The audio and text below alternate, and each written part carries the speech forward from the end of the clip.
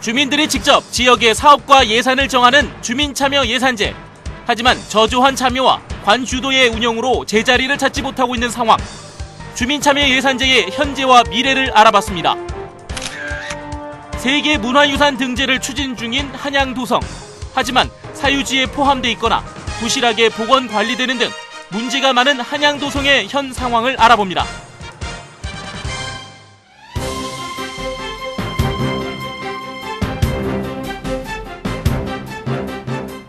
안녕하십니까. 시사기획 이슈인 서울 유창선입니다. 옛날 그리스에서는 국민들이 모두 모여서 나라의 일들을 직접 결정했다고 합니다. 이렇게 나라 혹은 지역의 구성원들이 직접 참여해 지역의 사업이나 예산을 결정하는 일이 서울에서 생겨나고 있습니다. 지역의 모든 정책에 참여하는 것은 아니지만 본인이 사는 동네에 무엇이 어느 정도 필요한가에 대한 고민과 결정을 할 수 있다는 것은 매우 중요한 발걸음임에 틀림없는 것 같습니다. 그러면 현재 어떤 상황인지 취재 기자와 함께 이야기 나눠보도록 하겠습니다. 지금 김대우 기자 이 자리에 함께했습니다. 김 기자 안녕하세요. 네, 안녕하십니까. 제가 금방 말씀드렸는데 네네. 서울에서 이 주민들이 직접 참여해가지고 지역의 사업도 정하고 네. 예산도 정하는 뭐 그런 제도가 있다면서요? 예, 이 주민참여예산제라고 불리는 제도입니다. 이 주민참여예산제는 지난 2011년 시행돼서 올해로 3년째를 맞고 있습니다. 이 앞서 말씀하신 대로 이 지역 주민들이 직접 사업을 정하고 이에 따라서 시와 구가 예산을 반영하는 건데요. 예산에 반영할 사업들 과연 주민들이 어떻게 논의하는지 그 현장에 먼저 다녀왔습니다. 예산 편성에 관심 있는 도봉구 창삼동 주민들이 한자리에 모였습니다. 우리 동네에 꼭 필요하다고 제안된 사업에 대해 우선순위를 정하기 위해서입니다. 지난달부터 내년도 예산 편성에 반영할 주민 의견을 접수해온 창삼동에선 모두 10개 사업이 주민을 통해 직접 제안됐습니다. 주민들의 한 표 한 표가 행사되고 주민센터 건립 등 3개 사업이 창삼동에서 가장 필요한 사업으로 선정됐습니다. 동 자치회관이 없다는 거, 그걸 제일 먼저 건의했고요. 그리고 여러 가지를 건의하셨는데 자우지간에 오늘 건의한 거는 구청에 서류상에서 올리도록 하겠습니다. 이처럼 각 동에서 뽑힌 사업들은 구 주민참여예산위원회에 상정됩니다. 주민과 각계각층 전문가 40명으로 구성된 위원회는 동에서 올라온 의견을 다시 한번 심의하고 여기서 최종 선정된 사업들이 내년 9회 예산 편성에 반영됩니다. 예, 김 기자. 네. 저렇게 주민들이 직접 참여해가지고 내 지역 사업을 직접 정한다. 네. 상당히 좋은 방식인 것 같은데 네. 저렇게 모여가지고 회의하면 참 다양한 의견들이 많이 나올 것 같아요. 예, 그렇습니다. 이 주민 참여 예산제의 가장 큰 특징이 바로 주민 그리고 시민들의 의견을 직접 반영을 한다는 겁니다. 예, 그렇기 때문에 다양한 시민들의 의견과 그리고 고민 그리고 고충은 꼭 필요하다고 볼 수가 있겠습니다. 예, 그러면은 저런 회의가 서울의 모든 자치구에서 지금 다 열리고 있는 건가요? 예, 그렇습니다. 앞서 보신 이 도봉구뿐만 아니라 시내 25개 자치구가 다 마찬가지입니다. 이 어떤 종류의 사업들이 올라왔는지 이번에 한번 살펴보도록 하겠습니다. 주민참여 예산제의 사업 제안은 주민이 서울시에 직접 하거나 공개 모집과 추천을 통해 선정된 지역위원들이 적절한 사업을 선정해 제안하는 방식으로 이루어집니다. 최근 마감된 올해 사업 제안에서 강서와 동대문, 서대문, 도봉, 성동 등 10개 자치구가 서울시에 제안한 사업은 모두 164건. 이 가운데 주민이 직접 제안한 사업이 77개고 자치구별 지역위원회가 심의를 통해 제안한 사업이 87개입니다.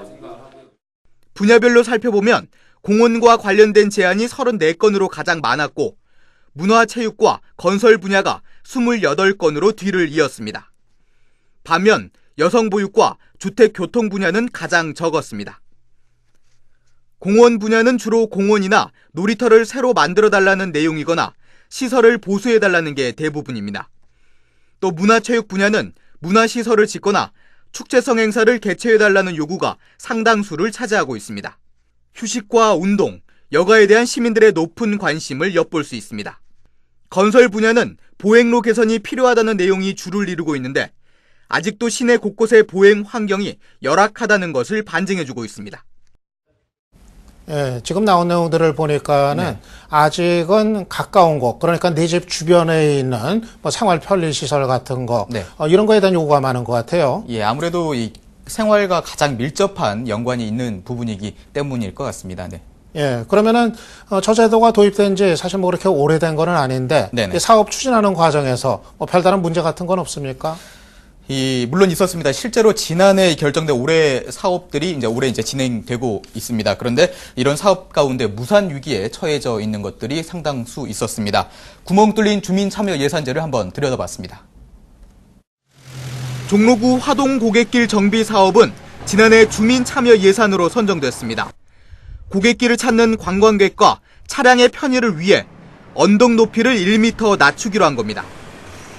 하지만 공사는 시작조차 하지 못한 상황.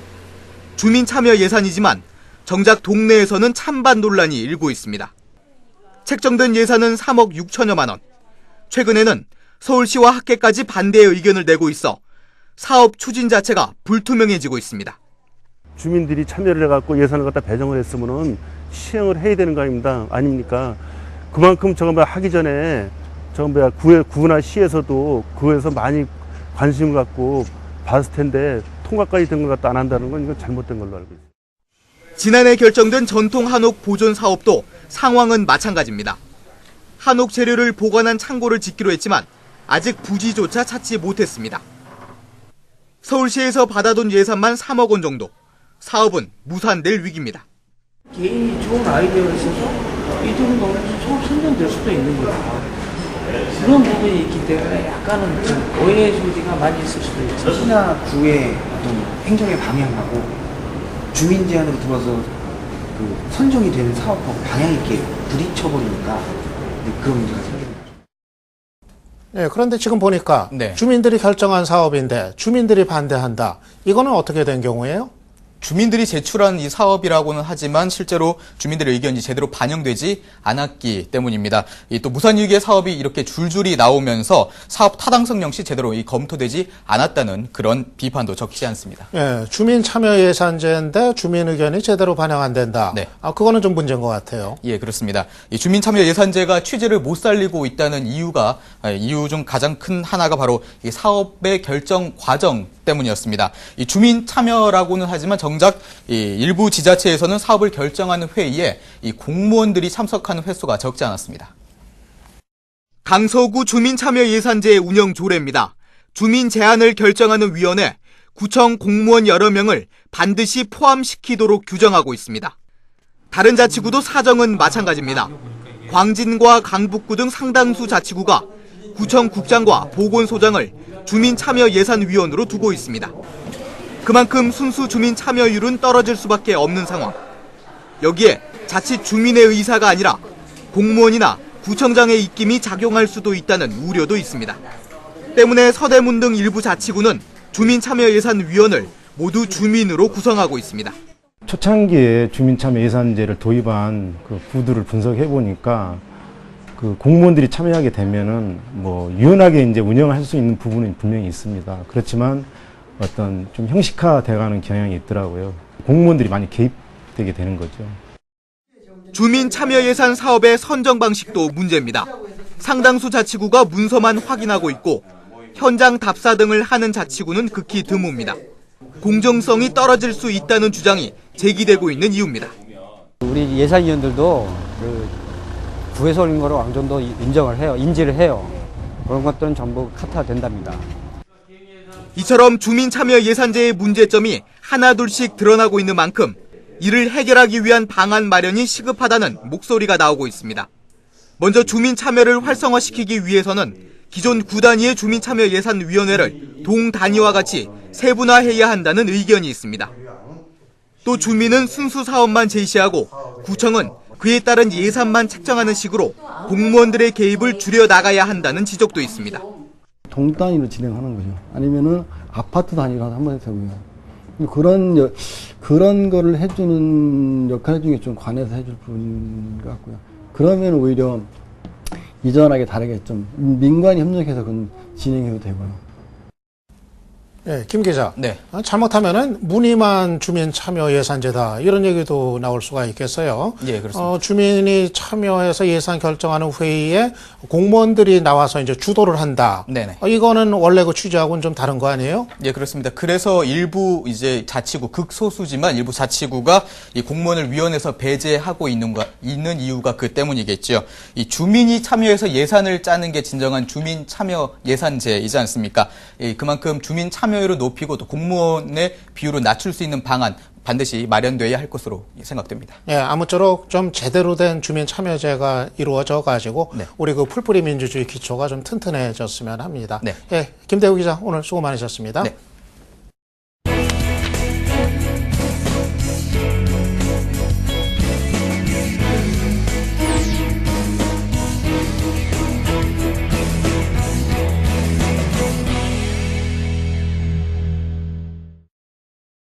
네, 우리 서울에는 자랑할 만한 문화유산이 많습니다. 특히 유네스코 세계문화유산에는 창덕궁과 종묘가 등재되어 있기도 합니다. 여기에 한 가지 더 서울시에서 세계문화유산 등재를 추진하고 있는 것이 있습니다. 바로 옛서울인 한양을 둘러싸고 있던 성곽입니다. 이 때문에 한양 성곽 보존과 복원을 위한 여러 가지 활동을 하고 있지만 정작 제대로 된 복원은 힘든 상황이라고 합니다. 어떤 이야기인지 이 문제를 취재한 신유철 기자 나와 있습니다. 신유철 기자, 안녕하세요. 네, 안녕하십니까. 예, 복원 이야기를 하기 전에 한양도성이 어떤 건축물을 가리키는 건지 그 소개부터 먼저 좀 해주시죠. 네, 태조 이성계가 이제 조선을 세우면서 이제 가장 먼저 한 일로도 꼽히는데요. 그 한양 도성을 이제 세우고 그러면서 조선왕조 500년과 함께한 이 역사, 이게 바로 성곽의 역사인데 숨어있는 한양도성의 가치 그림 보면서 같이 좀 보시죠.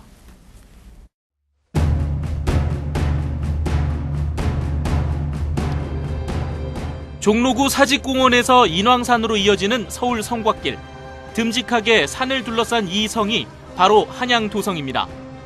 유네스코의 세계문화유산 등재도 추진 중인 한양도성은 어떤 이야기를 품고 있을까요? 한양도성은 태조 때 개경해서 한양으로 천도를 하면서부터 축정을 시작했고요. 그래서 태조 때 기본적인 4대문과 4소문 축성이 이루어지고 도성의 연결, 그러니까 18.6km가 거의 다 완성이 됐습니다. 도성은 500년 동안 한양의 방어를 목적으로 축조가 되었고 18.6km의 도성을 중심으로 한양의 안과 밖이 나뉘어 있고요. 그리고 조선 사람들도 그렇게 도성의 문을 통해서 문이 닫히는 시각과 열리는 시간에 따라 그렇게 생활이 이루어졌었고요. 그리고 생활 속에서 도성 가까이에 지금 마을들이 많이 분포를 하고 있는데 그 마을 주민들이 도성을 바라보면서 생활을 또 했고 지금 현재도 도성 안팎으로 탐방로들이 나와 있어서 그 생활 속에서 이용할 수 있는 가치들을 말씀드릴 수 있을 것 같습니다. 축성되어 있던 부분이 좀 화개가 돼서 보수가 필요한 부분이 생기게 됩니다. 그래서 그 각 왕들별로 부분적으로 축성을 다시 하게 되고 보수공사를 하게 되면서 좀 돌모양이 축성 방식의 차이로 그렇게 확연하게 차이 나는 걸 보실 수 있습니다. 태조 같은 경우는 돌모양이 아까 말씀하신 것처럼 한 주먹 모양이 정도의 돌들이 이제 쌓여 있는 모습을 볼 수 있으실 것 같고, 그 세종 때 구간은 그것보다 이제 돌모양이 좀 더 커지는 장방형의 돌들이 쌓여 있습니다. 그리고 지금 말씀드린 숙종 구간 같은 경우는 지금 그러니까 약간 요즘 형태 같은 네모 형태의 돌들이 이제 가지런히 예쁘게 쌓여 있는 모습들이 이렇게 해서 구분을 해주시면은 가장 쉽게 보실 수 있을 것 같습니다. 그러니까 우리가 그 스쳐 지나갔던 동네 어귀에 있던 성곽이 바로 그 한양을 둘러싸고 있던 도성이었던 거네요. 예, 그렇습니다. 저도 이번에 취재하면서 이렇게 둘러보니까 생각보다 많은 곳들이 성곽으로 이렇게 그대로 있었는데요.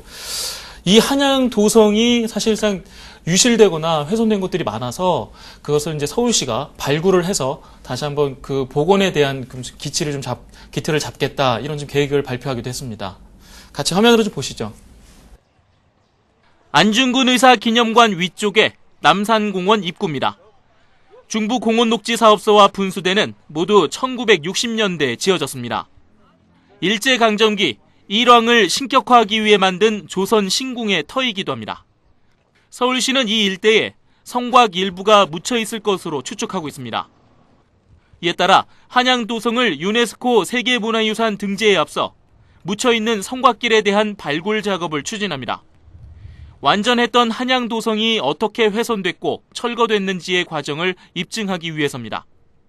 어떤 한양도성이 있었는지, 이거에 대해서 이제 알아보려면 일단은 발굴조사 착수가 먼저거든요. 그래서 발굴을 한 다음에 이 부분에 대해서 이제 어떤 유구가 발견됐느냐, 유구 발굴 정도라든지 이거에 따라서 정비 방향이라든지 이런 게. 숭례문부터 이어지는 성곽은 백범광장 부근에서 끊어져 있지만 발굴을 통해 성곽을 찾더라도 복원은 하지 않을 방침입니다. 이에 따라 현재 있는 중부공원 녹지사업소 건물은 철거되며 분수대는 발굴 작업이 마무리되는 오는 2015년까지 운영이 중단됩니다. 예, 화면 봤는데 그러면은 지금 없어진 구간까지도 다 복원하겠다는 건가요? 네, 꼭 그렇지는 않습니다. 지금 숭례문에서 그다음에 숭례문에서 남산으로 올라가는 그 부분이 지금 발굴 지역인데요. 어느 정도 땅 속에 묻혀 있을 것이라는 추측을 지금 하고 있는 상황이거든요. 그래서 그쪽에서 성곽에 대한 흔적이 나타나면 그거를 성곽을 연구하는 데 사용을 하고 굳이 그 부분에 대한 복원을 하지 않겠다. 이런 게 일단은 지금까지의 방침입니다. 예, 그러면 우리가 화면에서 본 것들 말고 다른 곳 상황은 또 어떤가요? 네, 지금 제가 처음에도 말씀드렸지만 주택가에 지금 일부 구간들이 좀 있어서 어느 정도는 주택가에 뭐 주차장 답변락으로 사용되거나 아니면 그 주택가가 성곽길 위에 그대로 올라와 있거나 이런 식으로 굉장히 좀 상태가 열악한 지금 실정이고요.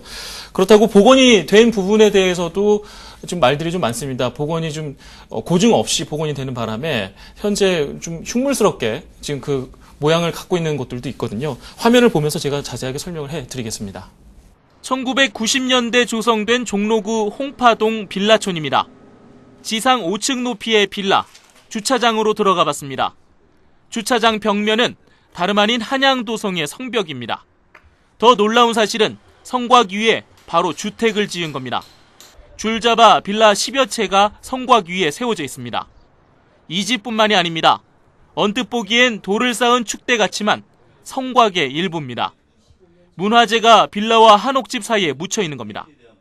주민들은 성곽 복원은 필요하지만 먼저 보상이 필요하다는 입장입니다. 알고는 있었어요. 쭉 연결돼 있었다는 점을 돈만 많이 주면. 심하게 훼손된 성곽도 문제지만 성곽을 끼고 있는 주택도 문제입니다. 연결해야 할 성곽이 끊어진 데다 일부 구간엔 틈새가 벌어져 한눈에도 위험해 보입니다. 훼손 정도가 심해 복원을 하더라도 묻혀있는 성곽의 원형을 찾을지는 의문입니다. 사유지가 아니더라도 문제가 있기는 마찬가지입니다. 이번엔 서울시가 복원하고 문화재로 관리하고 있는 성곽은 어떤 상태인지 돌아봤습니다. 장충체육관 옆으로 올라가는 1km 남짓 성곽길. 여장이라고 부르는 성벽 맨 윗부분에 콘크리트 덩어리가 얹어 있습니다. 돌들 사이에 붙여놓은 시멘트들은 손으로 쉽게 떼내집니다. 복원이라기보다는 땜질에 가깝습니다. 바로 옆 여장을 제대로 올린 성곽과도 확연히 비교됩니다. 지난 1970년대에 보수를 했던 곳으로 원래 모형에 대한 검증을 거치지 않았지만 지금까지도 그대로 방치되고 있습니다. 시민들의 무관심 속에 몸살을 앓고 있는 성곽길도 있습니다. 벽화로도 유명한 종로 이화동의 낙산 성곽길입니다. 벽화로는 모자랐는지 이렇게 성곽에도 색을 칠해놨습니다. 대략 20-30m마다 한 곳씩 낙서를 했거나 지운 흔적들이 남아있습니다. 세계 역사상 가장 오랫동안 도성 역할을 한 성곽의 현 주소를 여실히 보여주고 있습니다. 예, 아까 화면에서 이 성곽 위에 연립주택 지어진 거 보니까 이거 아슬아슬해 보이기도 하고 어떻게 저렇게 돼버렸나 하는 생각도 이제 드는데 그런데 유네스코 그 문화유산 그 등재하겠다고 서울시가 얘기를 했는데 저 상태로 방치돼서 저 뭐 어떻게 하죠? 일단은 한양도성에 대해서 유네스코 그 세계문화유산 등재하는 과정에서는 일단 잠재 목록에는 지금 올라와 있는 상태거든요. 네. 그런데 지금 현재 이제 증명을 해야 될 게 어떻게 훼손이 됐고 훼손된 과정 그런 것들만 지금 증명을 한다 그러면 그 세계 유네스코 문화유산으로 등재하는 데는 크게 문제가 없는 걸로 지금 서울시는 판단을 하고는 있습니다. 네. 여러 가지 뭐 어려움은 있겠지만은 이 한양도성을 보존하고 복원하려는 의지 이거 자체는 좀 너무 뒷걸음질 치지 않았으면 합니다. 예, 신우철 기자 오늘 수고 많으셨습니다. 네, 수고하셨습니다.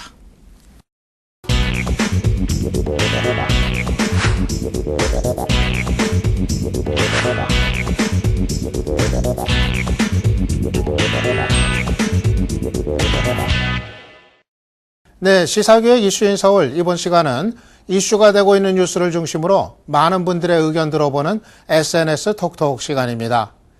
이번 주에는 어떤 뉴스에 대한 어떤 의견들이 있는지 소개해드리겠습니다. 먼저 첫 번째 뉴스입니다. 최근 서울시의 새누리당 기초의원들이 추진 중인 조례가 논란이 되고 있습니다.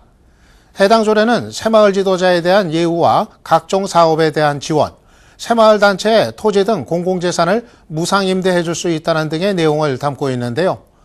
다른 사회단체들은 크게 반발하며 특정 단체에만 혜택을 주는 이 조례는 형평성에 어긋난다고 지적하고 있습니다. 새마을 단체 육성과 지원에 관련한 조례는 지난해 말부터 새누리당 구의원들을 중심으로 서울의 8개 자치구에서 제안되고 있습니다. 그러면 이에 대해 시청자분들 어떤 의견 주셨는지 보겠습니다. 첫 번째 의견입니다. 새마을 말고도 관변단체들을 위한 특혜성 지원에 대해서도 엄중히 짚고 넘어가야 할 문제라는 의견입니다. 다음 의견입니다. 정신 나간 구의원들 같은 이라고 그렇게 해야 구, 군, 시의원을 거쳐서 국회의원 공천으로 이어지니 불행한 현실이라는 개탄의 의견입니다. 한마디로 개도 웃을 일이네요 하는 아주 신랄한 지적입니다. SNS 톡톡 두 번째 뉴스입니다. 서울 중구청은 최근 논란이 된 박정희 기념공원 사업을 강행하겠다는 의지를 밝혔습니다. 박근혜 대통령은 청와대 수석비서관 회의에서 경제가 어려운 상황에서 세금을 들여 기념공원을 만드는 것은 바람직하지 않다고 한 바 있습니다. 그럼에도 최창식 중구청장은 5.16 혁명이 우리 현대사에 미친 영향은 대단히 크다며 계속해서 사업 강행 의지를 보이고 있습니다. 한편 최창식 중구청장은 박근혜 대통령 사칭 SNS에 일명 충성글을 올려 구설수에 오른 적도 있었습니다. 여기에 대해 시청자분들 어떤 의견 주셨는지 보겠습니다. 먼저 당사자, 그러니까 박근혜 대통령의 완곡한 사의에도 불구하고 사업 강행을 하는 의도가 무엇인지 의심하게 합니다 하는 의견입니다. 다음입니다. 과유불급이라 이런 무리수가 오히려 역효과를 초래하는 건 불을 보듯 뻔한데 하는 의견입니다. 중구에 예산이 남아 도는가 본데 그것 말고도 구민들을 위한 일에 쓰여져야 할 돈입니다 하고 주셨습니다. 예, 대부분이 비판적인 의견들 주셨습니다. 한번 잘하는 일인지 돌아볼 필요가 있을 것 같습니다.